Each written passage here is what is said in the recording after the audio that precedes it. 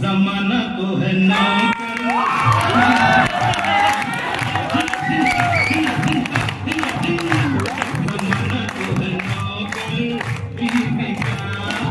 लोग मुझे क्यों देते हैं खाना, मैं हूँ बीवी का दीवाना।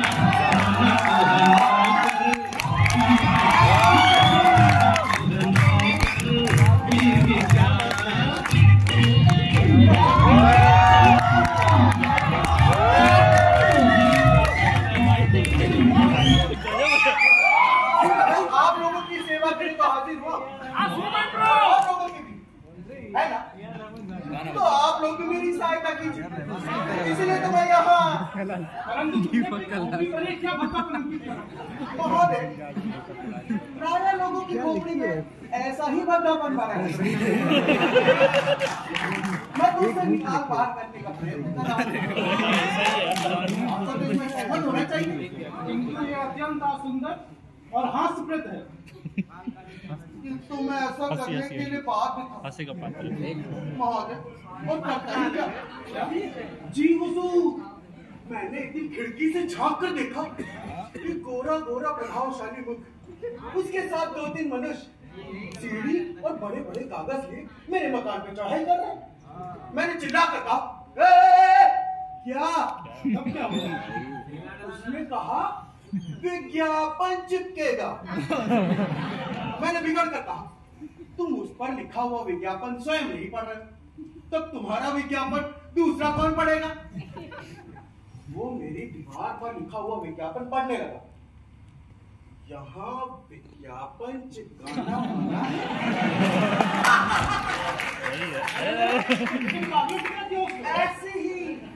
ऐसे ही मैं मुंह बिचकाकर उसकी मुर्दा पर हंसने लगा, तो उसने डांट कर कहा, तुम नीचे आओ।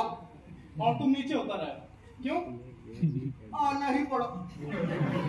मैं चंदुला जो था, वो मेरा सर सहलाकर बोला, अरे तुम अपनी सब जगह बेकार रखते हो, इतनी बड़ी दीवार और उस पर विज्ञापन लगाना मना है, और इतना अच्छा प्रमुख स्थान जैसे किसी अच्छे पत्र में मिलना असंभव। तुम्हारी खोपड़ी खाली, आज तक तुम अपनी मूर्ता से ही हानि उठा रहे हो। तुमको नहीं पता नंगी खोपड़ी पर प्रेत लोग चपत लगाते। फिर उसने भी चपत लगाई होगी। अरे नहीं, वो तो बड़ा मानुस था, कहने लगा कि तुम लोग उपयोगिता तो कुछ अर्थ ही नहीं जानते। मैं तुम्हें प्रतिदिन एक सोने का सिक्का दूंगा, और तब मेरा विज्ञापन तुम्हारी चंदुली खोपड़ी पर खूब सजेगा। सोच लो। और तुम सोचने लगे? हाँ, किंतु मैंने सोचने का अवसर कहाँ पाया। ऊपर से वो बोली। ऊपर से कौन? वही जिनका नाम धर्मशास्त्र के अनुसार लिया नहीं जा सकता।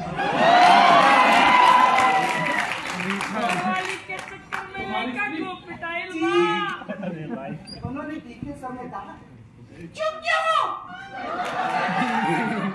कह दो कि हाँ। अरे 15 दिनों में एक बढ़िया स्वर्ण हार। मैंने देखा कि वो विज्ञापन वाला हंस रहा है, ऐसे ही मैंने निश्चय कर कि मैं मूर्ख तो नहीं बनूं और जो कुछ चाहे बन जाऊं। तुरंत कह उठा, हाँ, क्योंकि जिनकी कृपा से खोपड़ी चंदली हो गई, उन्हीं का डर गला दबाया था, तब उन्हें स्वीकार कर लिया। हाँ, और लोगों के आनंद के लिए तो क्या लोगों के आनंद के लिए? इसमें क्या आनंद है? जी, मुझे देखकर तो सब लोग प्रसन्न होते हैं, सब तो होते हैं। एक आपका ही मुंह बिचका हुआ देख रहा हूँ,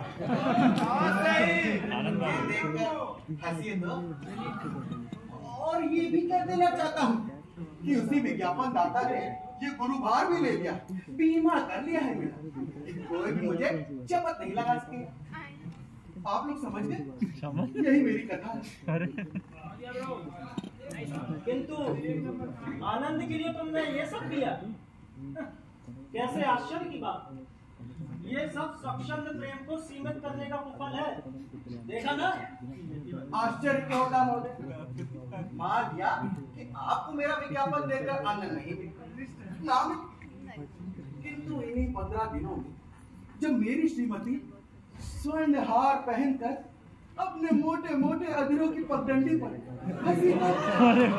धीरे धीरे दौड़ाऊंगी और मेरी चंदनी खोपड़ी पर हल्की चपत लगाई, तब क्या मैं आंख मूंद कर आनंद ना लूंगा?